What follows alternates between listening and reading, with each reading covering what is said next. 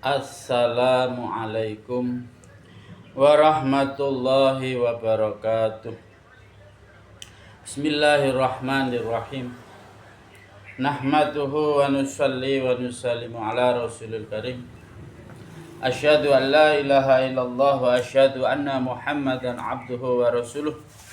La hawla wa la quwwata illa billahil aliyyil azim.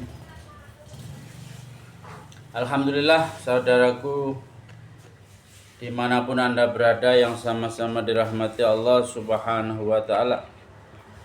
Alhamdulillahirabbil alamin.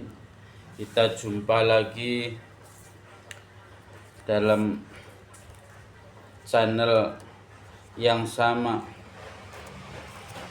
dalam program yang sama, yaitu Ta'lim wa Ta'alum, tentang kitab Fadilah Sedekah. Saudaraku yang dirahmati Allah subhanahu wa ta'ala, alhamdulillah, hari ini semoga Allah subhanahu wa ta'ala senantiasa curahkan rahmat, hidayah, maghfirah pada diri kita, keluarga kita, dan umat seluruh alam. Saudaraku yang dirahmati Allah subhanahu wa ta'ala, alhamdulillah, kita lanjutkan program kita hari ini, yaitu tentang bab keutamaan menginfakkan harta. Lanjutan daripada yang lalu. Hari ini sampai kepada ayat ke-6 dalam Quran surat Al-Baqarah ayat 254. Hai orang-orang yang beriman, belanjakanlah di jalan Allah sebagian dari rezeki yang telah kami berikan kepadamu sebelum datang hari yang pada hari itu tidak ada lagi jual beli dan tidak ada lagi persahabatan yang akrab dan tidak ada lagi syafaat.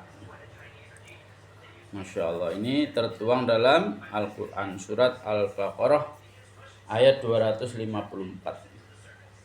Keterangan, pada hari itu tidak ada lagi jual beli, sehingga tak seorang pun yang dapat membeli kebaikan dari orang lain.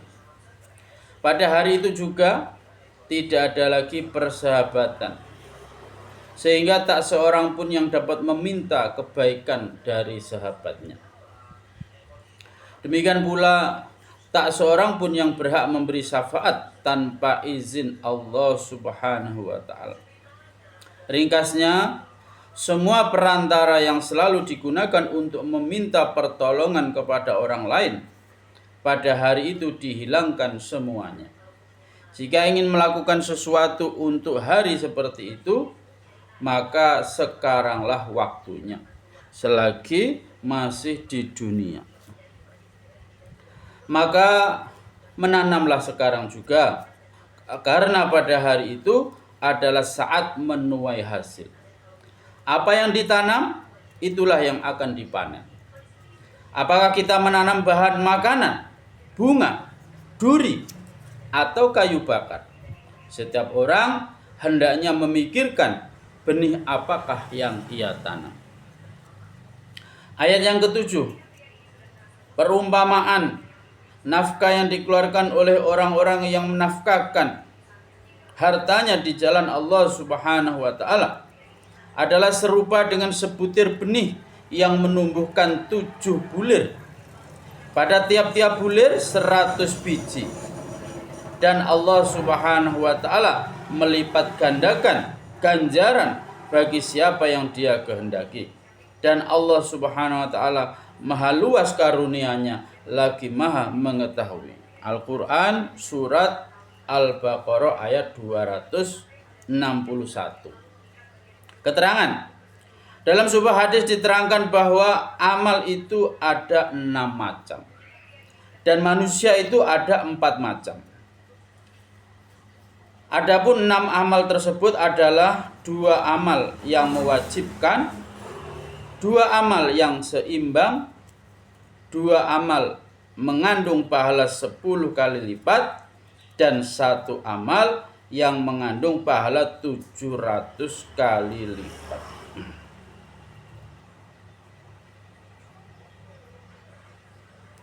Dalam sebuah hadis diterangkan bahwa amal itu ada 6 macam dan manusia itu ada 4 macam.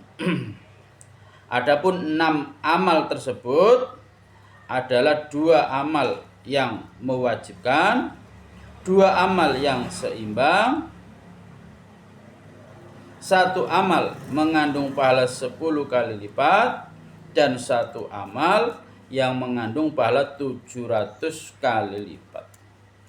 Amal yang mewajibkan adalah barang siapa yang meninggal dunia dalam keadaan tidak menyekutukan Allah Subhanahu wa taala, ia akan tinggal di surga selama-lamanya. Dan barang siapa yang mati dalam keadaan berbuat syirik, ia akan masuk ke dalam neraka. Amalan yang seimbang adalah barang siapa berniat melakukan satu kebaikan dan ia tidak dapat melakukannya, maka ia memperoleh 1 pahala. Dan barang siapa yang melakukan 1 dosa, ia memperoleh 1 dosa sebagai balasannya. Barang siapa melakukan kebaikan apa saja, ia akan memperoleh pahala 10 kali lipat. Dan barang siapa membelanjakan hartanya di jalan Allah Subhanahu wa taala, ia akan memperoleh pahala 700 kali lipat dari setiap harta yang dibelanjakannya. Sedangkan manusia itu ada 4 macam, yaitu 1, orang yang kaya di dunia dan kaya di akhirat. 2, orang yang kaya di dunia dan miskin di akhirat. 3, orang yang miskin di dunia dan kaya di akhirat. Yang keempat, orang yang miskin di dunia dan miskin di akhirat. Dalam kitab Kanzul Umar. Rusaknya dan miskinnya amalan di dunia menyebabkan seseorang tidak memperoleh apapun di akhirat kelak. Sehingga orang seperti itu rugi di dunia dan rugi di akhirat. Rusaknya dan miskinnya amalan di dunia menyebabkan seseorang tidak memperoleh apapun di akhirat kelak. Sehingga orang seperti itu rugi di dunia dan rugi di akhirat. Abu Hurairah radhiyallahu an meriwayatkan bahwa Nabi Shallallahu alaihi wasallam bersabda, barang siapa bersedekah 1 biji kurma dengan syarat dari harta yang halal, bukan dari harta yang haram, karena Allah Subhanahu wa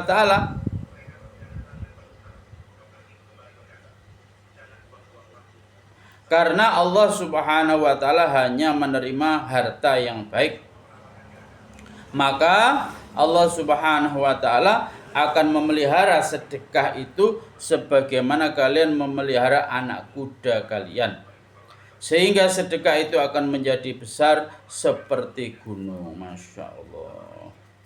Dalam kitab Miskat. Masya Allah, saudaraku. Jadi bersedekah itu seperti memelihara anak kuda. Tambah hari, tambah minggu, tambah bulan, tambah besar, tambah besar, tambah besar. Begitu pula sedekah.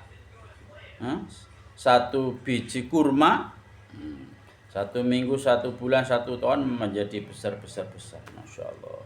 Ini ukuran 1 biji kurma. Apalagi kalau ukurannya besar, Masya Allah.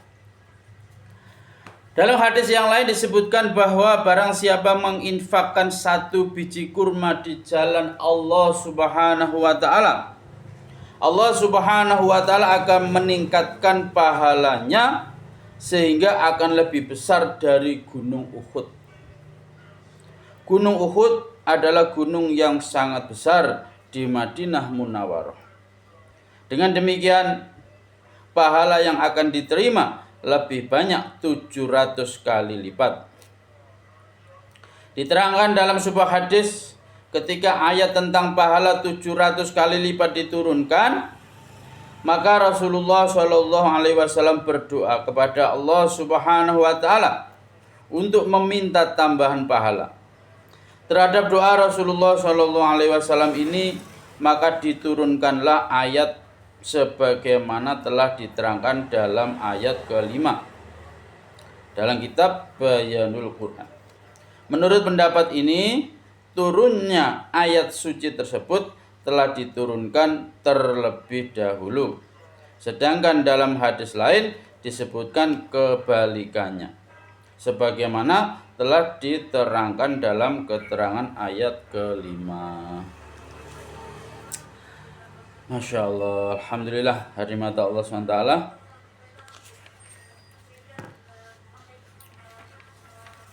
Tadi dikatakan orang yang mati tanpa menyekutukan Allah Subhanahu wa taala, Masya Allah, maka dia akan dijadikan raja-raja di surga yang selama-lamanya.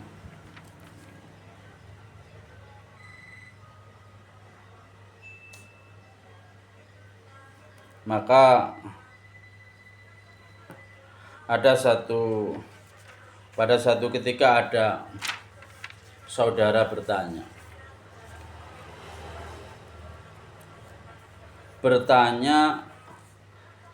mengapa di dalam Islam kok segala sesuatu selalu diatur? Mau makan diatur, ya kan? Di dalam Islam kan segala kegiatan 24 jam ini diatur.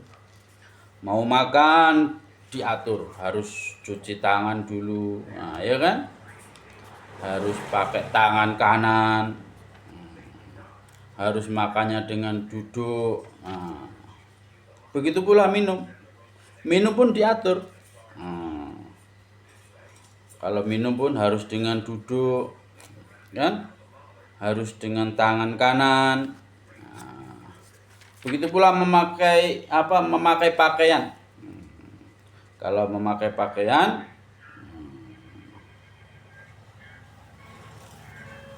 pakai tangan kanan dulu, kan? Melepas pakaian, nah, tangan kiri dulu. Begitu pula pakai celana kanan dulu, ngelepas kiri dulu. Begitu pula masuk rumah, assalamualaikum, ya kan? Begitu pula masuk kamar mandi, ya, kaki kiri. Nah, keluar kamar mandi, kaki kanan. Kalau masuk masjid, kaki kanan dulu. Kalau keluar masjid, kaki kiri dulu. Jadi semuanya diatur. Maka dia bertanya begitu. Maka saya sampaikan, wahai saudaraku, kenapa dalam Islam kok semua diatur? Karena kita ini putra mahkota. Kita ini bukan orang biasa. Kita ini putra mahkota. Dia tanya, loh kok bisa dikatakan putra mahkota? Iya, karena Anda nanti akan dicalonkan, Anda nanti akan menjadi raja, yaitu raja-raja di surganya Allah Subhanahu wa taala. Jadi hari ini kita berarti apa? Putra mahkota. Iya, hari ini kita putra mahkota. Nah, nanti kalau mati tanpa menyekutukan Allah Subhanahu wa taala, nah, maka kita akan dijadikan raja-raja di surga yang selama-lamanya. Maka namanya calon raja. Segala sesuatu diatur. Calon raja. Lain dengan orang biasa, ya kan? Orang kampung biasa misalkan, ya hidupnya sembarang. Tapi kalau putra raja itu, Masya Allah, segala sesuatu diatur. Ada guru spesial, misalkan ada pendamping spesial, putra mahkota, ada pendidik spesial, ya kan? Kenapa? Karena nanti dia akan menjabat, melanjutkan kerajaan orang tuanya, menjadi raja. Maka waktu dia masih putra mahkota, segala sesuatu diatur yang terbaik, sehingga nanti menjadi raja yang terbaik. Begitu pula hari ini kita dalam Islam, apa begini diatur, makan diatur, minum diatur, tidur pun diatur, keluar masuk WC diatur, keluar masuk masjid diatur, bertetangga diatur, Dagang berdiatur, nggak boleh curang, nggak boleh bohong, masya Allah, segala diatur. Saudaraku yang dirahmati Allah SWT, karena hakikatnya kita hari ini putra mahkota yang nanti akan dijadikan raja-raja di surganya Allah SWT. Alhamdulillah saudaraku yang dirahmati Allah SWT, demikian taklim hari ini. Semoga Allah SWT beri kepahaman, niat untuk mengamalkan dan menyampaikan kepada saudara-saudara kita yang belum mendengar, di-share ya. Video ini di-share ke teman-teman yang lain agar sama-sama mendengar bahwa kita ini bukan orang biasa, kita adalah calon raja-raja di surganya Allah SWT. Saudaraku, permintaan kami jangan lupa doakan kami Al-Fakir ini agar istiqomah dalam iman, dalam amal, untuk taat 100 taat pada Allah SWT. Untuk sempurna majelis kita tutup doa kifaraah majelis. Subhanallah bihamdihi, subhanakallahumma bihamdika, asyhadu an la ilaha illa anta, astaghfiruka wa atubu ilaik. Wassalamualaikum warahmatullahi wabarakatuh.